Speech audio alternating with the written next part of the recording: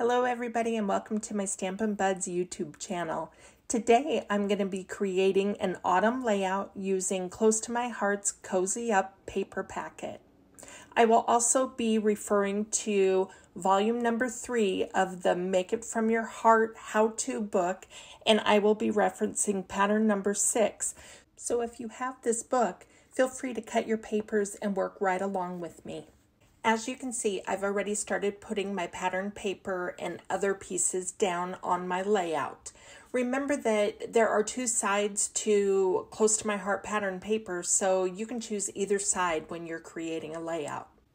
I am going to grab my honey butter ink pad and a blending brush, and I am just putting this piece for reference as to where I want to put a little blotch of color.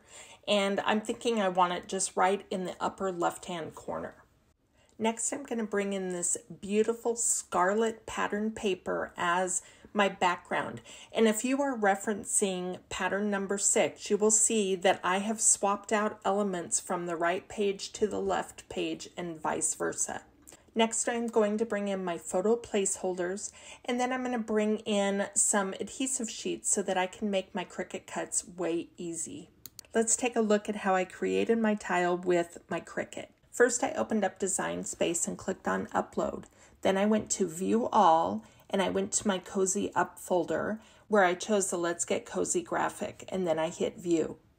Once inside, you will see that I have the graphic we just chose, plus the graphic I already made for this tutorial. The first thing we want to do is grab the Let's Get Cozy graphic we added, and then click on the Ungroup button.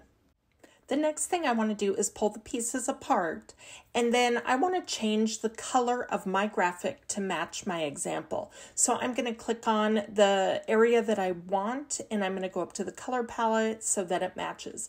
Then I'm going to go over to my original to find out what size the height is, and I'm going to change it so it matches. So as you can see, as I put it over my original, it's matchy-matchy. So I'm going to show you that the cozy one is already matchy-matchy, so I'm just going to move that one over. So next, let's play with the background. As you can see, the width of my example is 2.75 inches, so we are going to click on the one we want to change, and we are going to add it. But as you can see, the width is correct, but the height is not.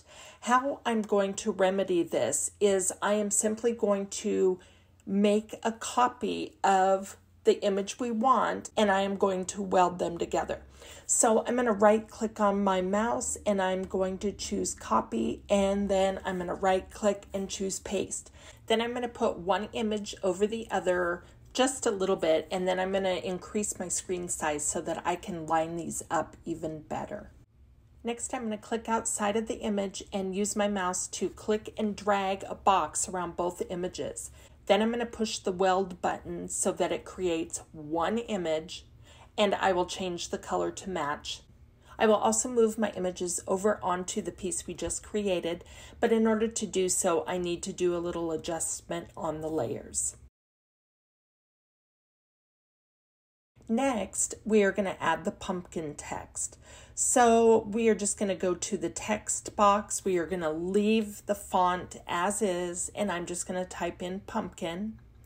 And I am going to move it out so that I can see what size my original pumpkin is, and then I'm going to change the width so that it matches. And I will also change the color and place it over on my piece. From here, we will just group it together, and that way we can move it all over the page, and then we're just going to go hit Make It.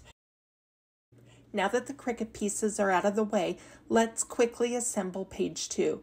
So you will notice that page 2 is the exact mirror image of page 1. So the pieces should be able to come together really quickly for you.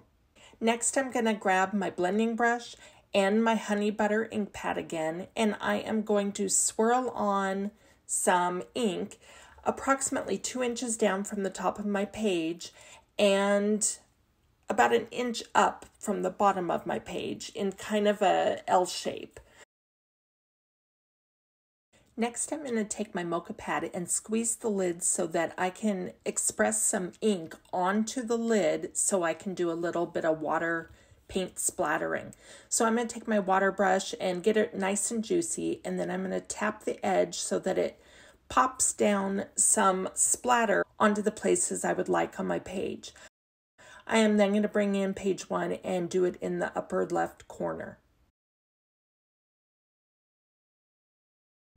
Next, I'm going to bring in my photo placeholders, and I want them to butt up against each other. And then I'm going to bring in my decorative Cricut piece, and I'm going to go ahead and assemble that straight onto the page. Now, earlier, if you remember, I had said that I wanted to bring in the adhesive sheets for some Cricut cuts I was doing. This is where this comes in handy. I'm using a pokey tool to remove the adhesive backing, and then I'm bringing in some thin 3D foam tape so that I can give dimension to the word cozy. Next, I'm going to remove the smaller pieces that also have adhesive backing on them. They are a little bit more tedious to get onto the page, but having the adhesive backing makes it so much simpler. Next, out of personal preference, I am just going to remove the backing from my sticker sheet. This helps give me an idea of what size my stickers really are. And for this first piece on page 1, I am going to bring in the cornucopia sticker, and I'm going to try to adjust it so that I don't see the cornucopia. But it looks like the edge may poke out, so I'm going to grab my scissors and simply cut it off.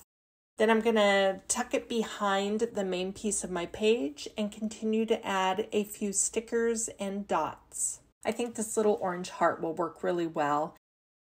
I also think that several glitter gems and a couple of tiny hearts will work really well in this corner as well. On page 2, I'm going to go ahead and add my photo placeholders.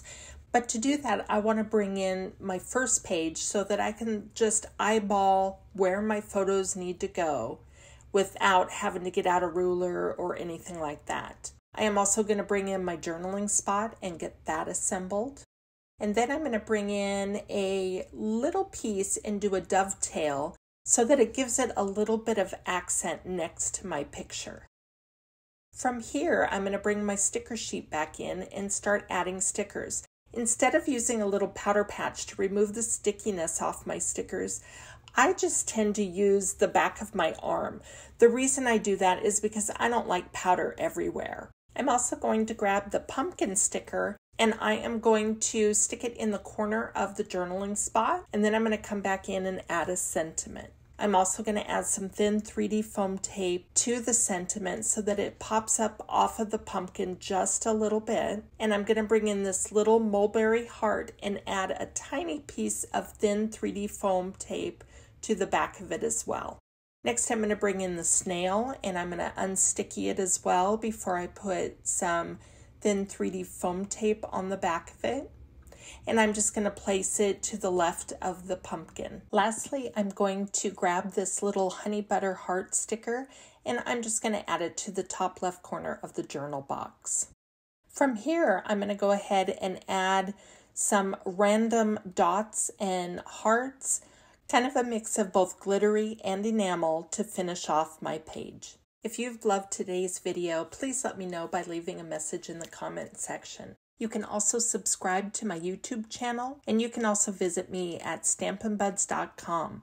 But before we go, I wanted to show you what this layout looks like with photos on it. Super adorable and easy to make. If you have any questions, please let me know. Have a great day.